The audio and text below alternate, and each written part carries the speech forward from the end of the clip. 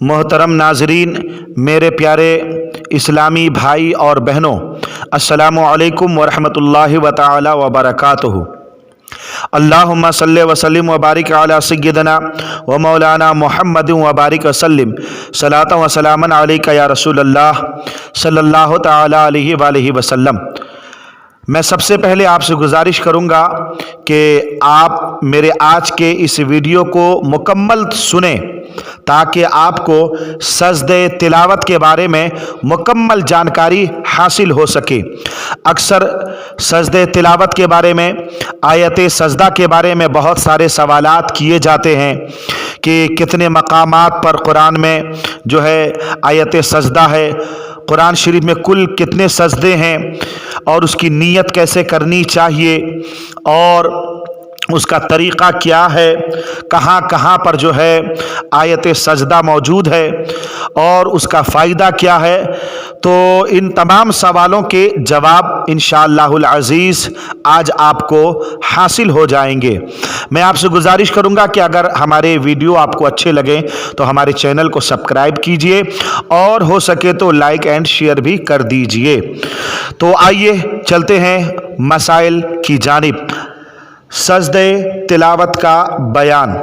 तो सबसे पहले हम आपको बता दें कि कुरान पाक में कुल 14 ऐसे मकामात हैं कि जिनके पढ़ने या सुनने से सजदे तिलावत वाजिब हो जाता है और उसी को सजदे तिलावत कहते हैं। यानी कुरान पाक में 14 ऐसी आयतें हैं कि जिनके पढ़ने से जो है पढ़ने वाले और सुनने वाले पर जो है सजदा वाजिब हो जाता है। वो कहाँ कहाँ हैं, तवज्जो के साथ सुनिए। नंबर 1 सूरह आराफ, नंबर 2 सूरह राद, नंबर 3 सूरह नहल, नंबर 4 सूरह बनी इसराइल, नंबर 5 सूरह मरियम, नंबर 6 सूरह हज, नंबर 7 सूरह फुरकान, नंबर 8 सूरह नमल, नंबर 9 सूरह अलिफ लाम मीम तंजील, नंबर 10 सूरह स्वाद, नंबर 11 सूरह हामीम सजदा, नंबर 12 सूरह नज्म, नंबर 13 सूरह इज़्ज़स्समाउन शक्कत, सूरह 14 सूरह इक़रा यानी सूरह अलक़। ये 14 ऐसे मकामात हैं कि इन मकामात में अगर आयत सजदा की तिलावत की जाए तो सजदे तिलावत जो है वो ये वाजिब हो जाता है। हज़रात मोहतरम, इन आयत सजदा अगर आए तो तिलावत करने वाले और सुनने वाले दोनों पर जो है सजदा वाजिब हो जाता है। इससे एक मसला ये भी मालूम हो गया कि अगर आयत सजदा को पढ़े तो उससे सजदा वाजिब होता है। यानी आयत सजदा को पढ़ने के बाद जो है वो सजदा करना नफल या सुन्नत नहीं बल्कि वाजिब है। अगर ना करेंगे तो गुनहगार रहेंगे। हज़रात मोहतरम, और उसकी वही शर्तें हैं जो नमाज के लिए हैं।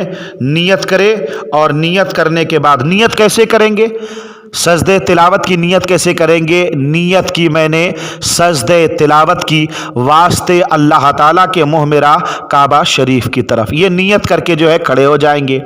और सजदे तिलावत का तरीक़ा क्या है, सजदे तिलावत का तरीक़ा ये है कि सजदे तिलावत की नीयत से खड़े हो जाएंगे और खड़े होने के बाद अल्लाहु अकबर कहता हुआ सजदे में सीधा चले जाएंगे। यानी रुकू वगैरह करने की ज़रूरत नहीं है। नियत करना है, अल्लाहु अकबर कहते हुए रुकू में चले जाना है और कम से कम 3 बार सुबहाना रब्बियल आला, सुबहाना रब्बियल आला, सुबहाना रब्बियल आला ये पढ़ेंगे और उसके बाद फिर अल्लाहु अकबर कहता हुआ खड़ा हो जाए।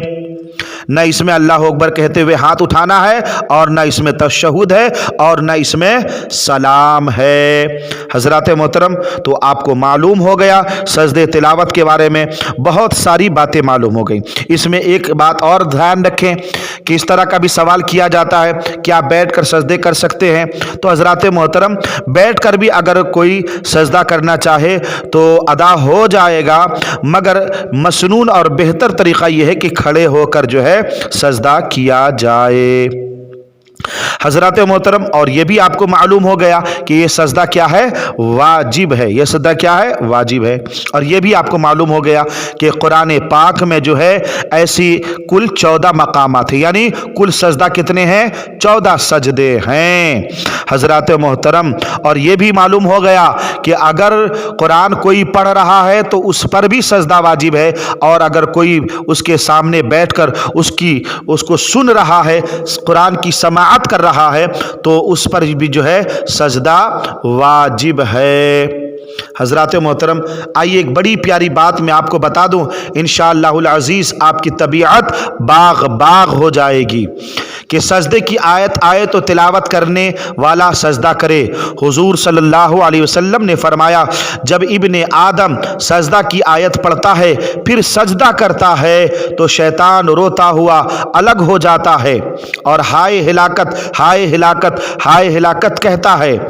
ایک روایت میں یہ بھی موجود ہے کہ وہ کہتا ہے کہ ہائے میری ہلاکت، ابن آدم کو سجدے کا حکم دیا گیا تو وہ سجدہ ریز ہو گیا اور اس کو جنت مل گئی، سبحان اللہ، اور مجھے سجدے کا حکم دیا گیا تو میں نے انکار کیا، اس لیے میرے حصے میں جہنم ہے۔